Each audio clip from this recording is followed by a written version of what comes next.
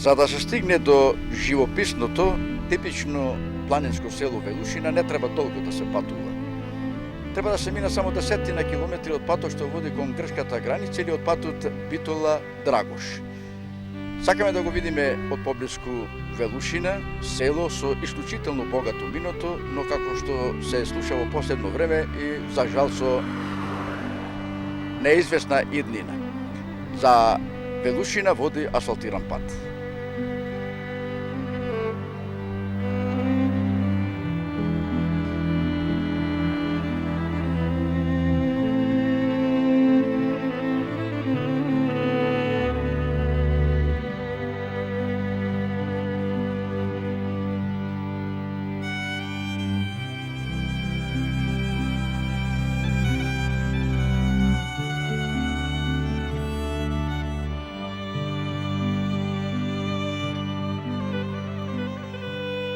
Само по некоја минута од патоказот што го означува селото Велушина, ќе стигнете до влезот на ова село.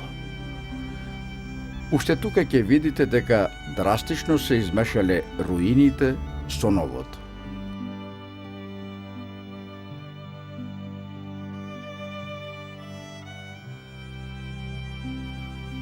За желбата, односно символиката сепак да се опстои на ветрометината на времето, говорат пресно од корнатите столетни корени и првата куќа. За разлика од многу други села, како во Мариовскиот крај, например, села кои одамна се напуштени, осамени и претворени во аветински мегдани, Велушина, за жал, ја напуштаат само велувци, а ја населуваат други. Сакаме да кажеме дека ретко кој од велувци се враќа назад и ги обновува своите домови. Но затоа пак, веројатно поради богатото поле, водите, бујната вегетација и богатите пасишта, Велушина се населува со албанско население. Наша цел беше да ја видиме и да ја доживееме Велушина одблизу, да се запознаеме со минатото, но и со сегашноста на селото.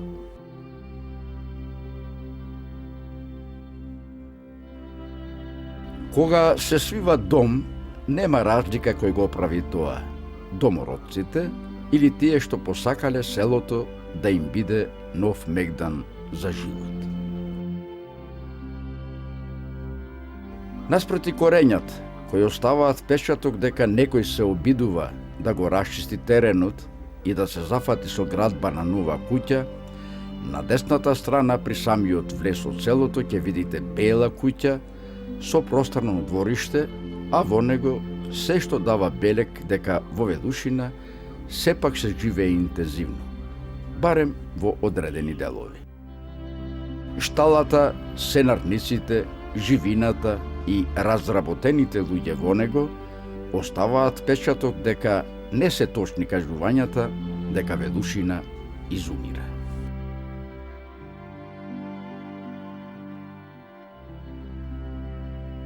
Нагоре од влезот на селото, меѓутоа, ќе ве пречека праисконска тишина. Нема врева, нема детски жагор како што тоа било некогаш. Нема љубопитни погледи. Се добива впечаток дека можете да зирнете во секоја куќа или двор без да имате било какви проблеми. Селските сокаци речиси се празни, куќите претворени во руини. Одвај некаде ќе сретнете по некој постар човек.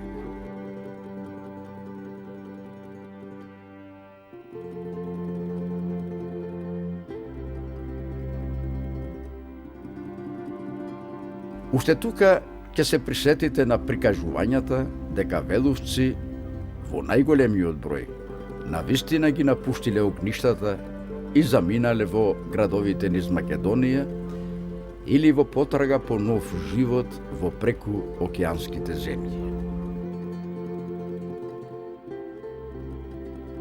Застанавме пред една дотраена, напуштена, осамена градба во која некогаш сигурно вриело од врева.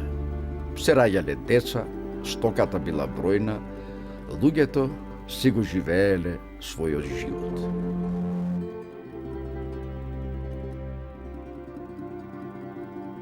Ќе видите и по некоја се уште зачувана куќа, што успеала да и се спротистави на забот на времето и која дава надеж дека корените се длабоки и дека сепак некој не го оставил своето огниште сосема, напуштено и ако ништо друго во татковиот дом доаѓа од време на време.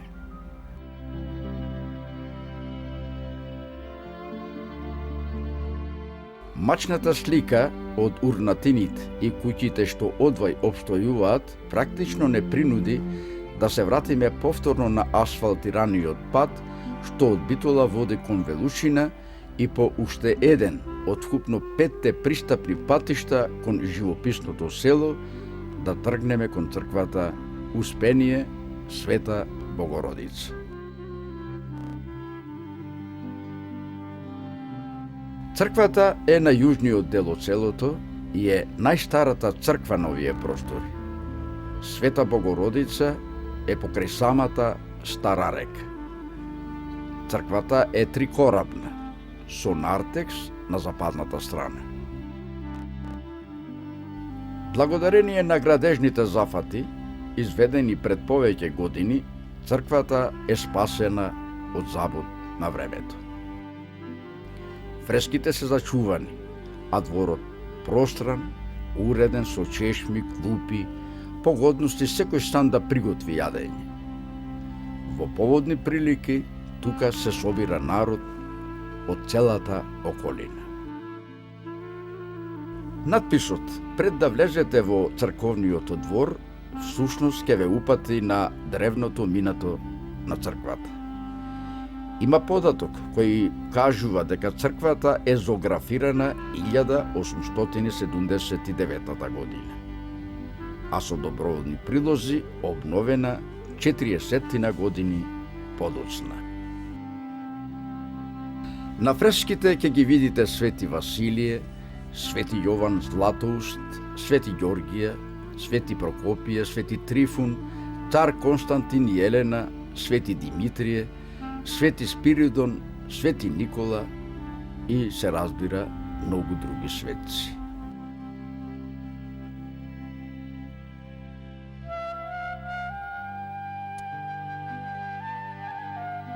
И олтарот исто така е полн со фрески.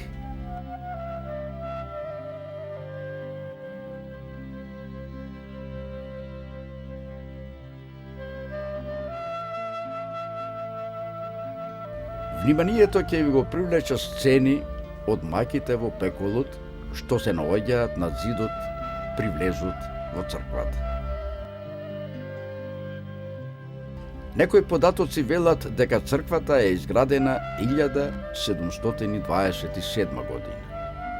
Се кажува дека има 3 слоја фрески. Зошто е така, веројатно ќе покажат и потврдат некои нови испитувања и истражувања.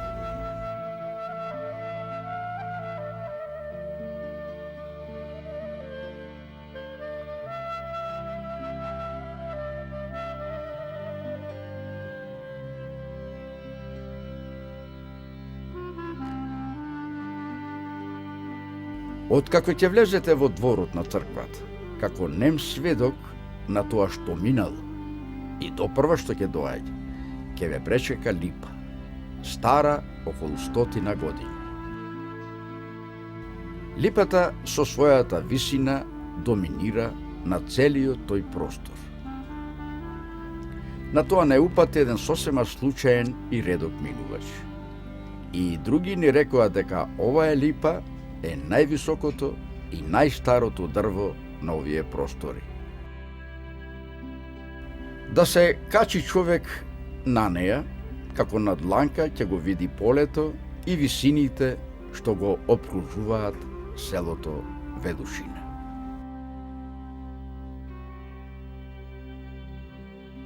Кога ги правевме овие кадри беше есен. Времето беше топло, пријатно, како создадено за прошетки. Малку не вознемируваше далечното лаење на некои заскитани кучиња. Бидејќи одамна не беше стапил никој во црковниот двор, дрвјата тежија од плодови. Насобравме малку ореви, каснавме по некое јаболко и се насладивме од благото надрочено гроздје налегнато на дрвените скелиња. Пожолтените лисја беше направиле дебел тепих, како да не сакаа да го повредиме исконскиот спокој и мир што владееа во црковните простории.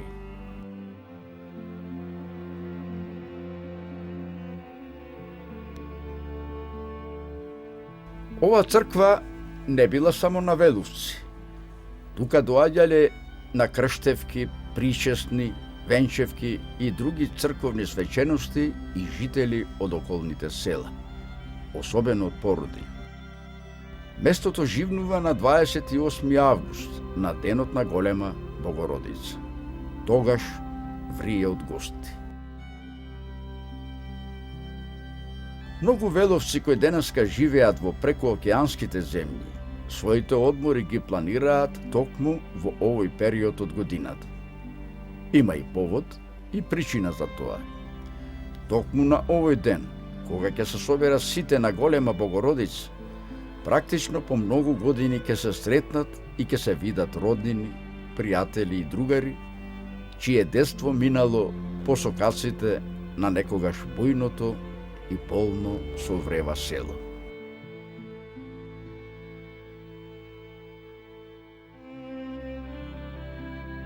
Велат дека црквата Богородица во Велушина ја штити самиот Господ Бог. Чувме и една неверојатна приказна. Во 1932 година просторот го зафатило силно невреме. Велушка река, матна, сурова, надојдена, корнејки дрва и камења, се заканила да ја срамни црквата со земјата. Надојдената река, само што стигнала пред црковните порти, одеднаш отворила ново корито на десната страна. Црквата останала како на остров, но во ништо не оштедена.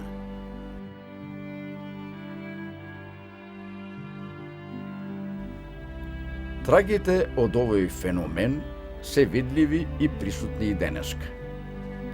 На десната страна од црквата остана длабоко корито, кое кога ние бевме таму немаше вода.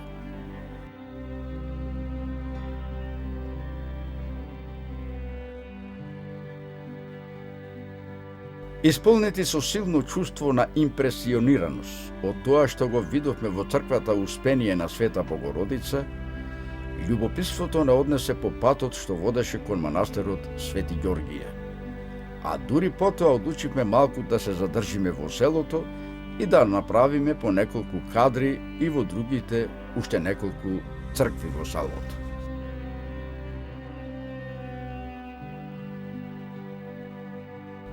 Манастирот Свети Ѓоргија е приказна за себе, не само како вреден верски објект, туку и вистински санаториум. Старие неколку столетија, со обновени конаци и со поглед кој може да ви ја донесе на дланка хама целата Пелагонија.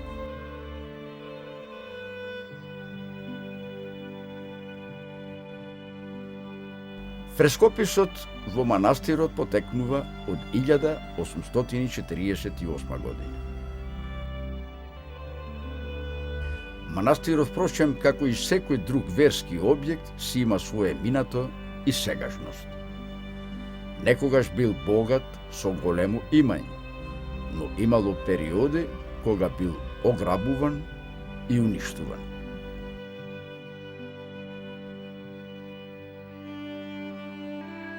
Во Првата светска војна, например, конакот бил целосно уништен.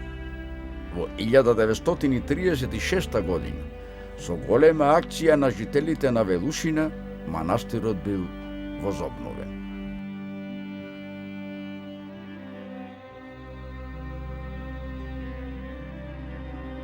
Пред повеќе од 20 години, овој манастир бил дом на бројни уметници кои делувале во рамките на Велушкото ликовно студио. Манастирската црква е еднокорабна. Целата црква е исполнета со вреден фрескопис, кој е зачуван. Практично и тука ќе ги најдете ликовите на светците и фрескописите, што ги има и во многу други цркви. Во црквата се разбира има и царски двери, изработени во резба од рацете на вешти мајстори.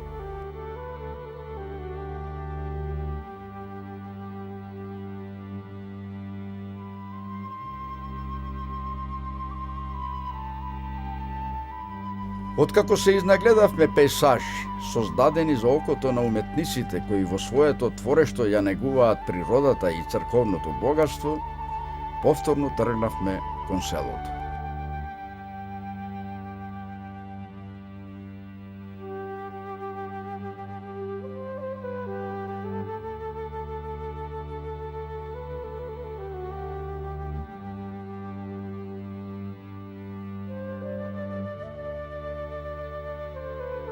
Застанавме на ридот викан Викало.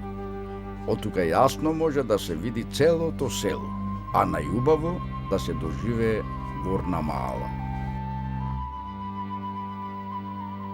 Тука се наоѓа и резервоарот за вода, изграден уште во 1949 година, што говори дека во Велушина на градскиот живот се мислело уште тогаш.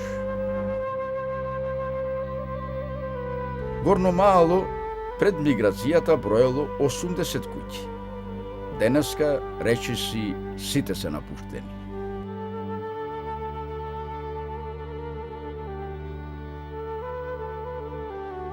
Куќите се претворени во урнатини, како селото да е оставено само на себе од 500 години. Јанковци, Ташковци, Брндевци, Војновци, Ропковци, Србиновци, Димовци и така натаму, ги оставиле своите огништа на забот на времето и тргнале по среќа во Австралија, Америка и Канада. Над Горно Маало, во сега малку разречената шума, има стари градби кои зборуваат за времето пред велувци да знаат за себе. Една е црква со гробишта, во која се откриени гробници со 500 деца. А недалеко од оваа мала се наоѓа и спомено обележје гравирано со старо писмо кое датира од пред 30.000 години. Само Господ знае што се случувало на овие простори. Кусиот есенски ден одминуваше. Сакавме уште малку да чуеме и да дознаеме за селото. Со камерата фаќаме позиција, за да можеме убаво да го видиме и Долно Маало. Тоа некогаш било многу понаселено од Горно Маало. Имало 120 куќи, посебни гробишта и цркви. Свети Илија, Света Недела, Свети Никола, Света Петка, Свети Врач, Кузман и Дамјан и така натаму.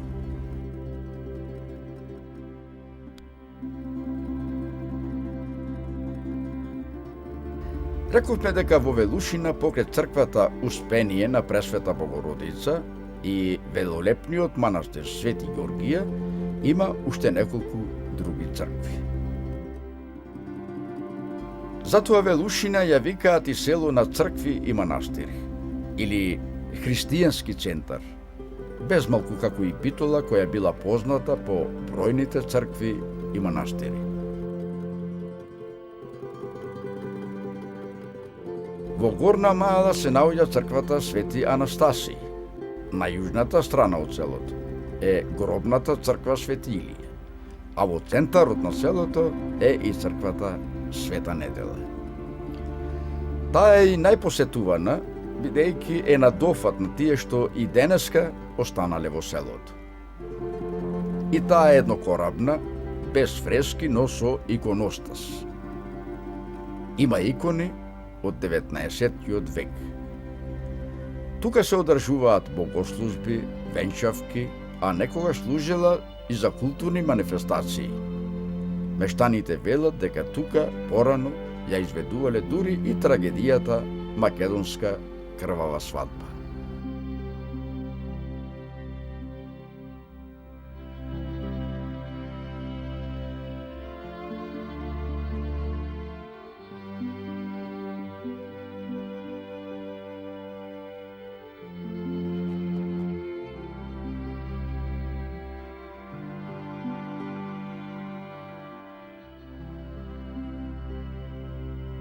Малку семејства денеска останале во Велушина. Тоа се само стари, изнемоштени луѓе, кои, особено во зимските денови, меѓу студените ѕидови, си припомнуваат на минатото, на животот во селото, на вревата на децата, на свадбите и славите, на вревата на бројните воденици. Присобрал некаква храброст само еден помлад човек и останал да ја дочека староста во селото. Иако вели дека се среќава со многу невојки. Сите мои брачеди родини, сите заминеја. Имам брачеди во Канада, брат имам во Австралија. Брачеди имам во Канада со фарми, со фабрики се. И јас сам ми останав тука. Ѓомици ко притруп. Работам по црквите, работаме јас и Ѓорги Брглевски.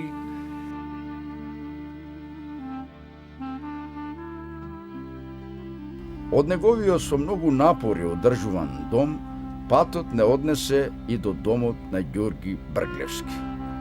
Неговата куќа е новоградба, а тој како последен мохиканец е опседнат со мислата да се продолжи некако векот на селото. Селото Велушина живееше многу богато со народ и со сите други услови за живот, али тоа траеше негде до 60-тите години, пред 60-тите години кога почна масовно иселување за Австралија, за Америка, за Канада, за во градовите што се ојдоа од овде од селото луѓето и така. Доста време, едно 10-15 години, селото живееше на границите на рентабилитето, што викаме. Народ немаше, тие што беа останати овде обстојуваа некако, меѓутоа негде после 80-та година почна и луѓето да продаваа од своите имања овде што му беа. Претежно се продаваја куќи. Ние неколку луѓе што сме од градот Битола, идиме овде, јас си поднаправив едно куќарче, некои други си има, некои стари куќи си одржава, али живот од нашиот народ, мислам овде во селото, нема. Ние што идиме неколку души.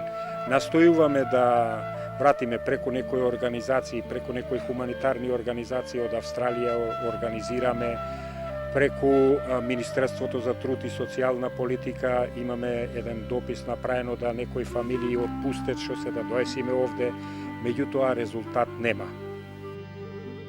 За тоа како Велушина го добила името, има повеќе предание. Јас го запаметив последното, дека селото го добило името по некој војвода кој бил прв доселени. Тој се викал Велуш. Со екипата го напуштивме селото збогатени со многу нови сознанија, но и со тажната приказна дека тешко да се најде сила да ги врати некогашните веловци во селото. Тие сега има своји нови и други домови. Не останува друго, освен старите и напуштени огништа да пекаат по нив.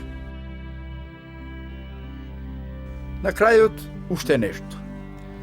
Само што ќе се спомне Велушина, тие што и малку ги интересира минатото, веднаш ќе прашаат за Велушка тумба. Токму ова, на селото му дава белег на далечното минато. Велушка тумба е недалеку под селото. или поточно под асфалтираниот пат што селото го поврзува со Битола. Инаку, Велушка тумба е неолитска населба. Во Пелагонија, според некои податоци, досега се откриени 70 вакви наоди, кои секако дека говорат за животот или за живот пред историјата на овие простори.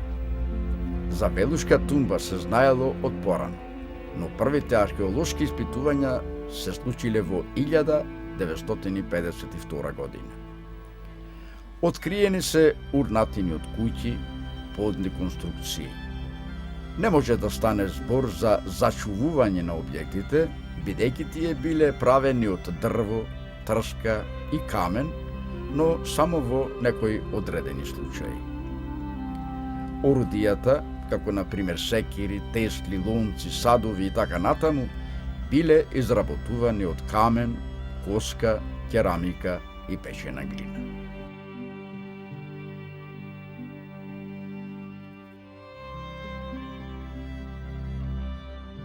Со податоците за Велушка тумба, практично ја завршуваме приказната за Велушина.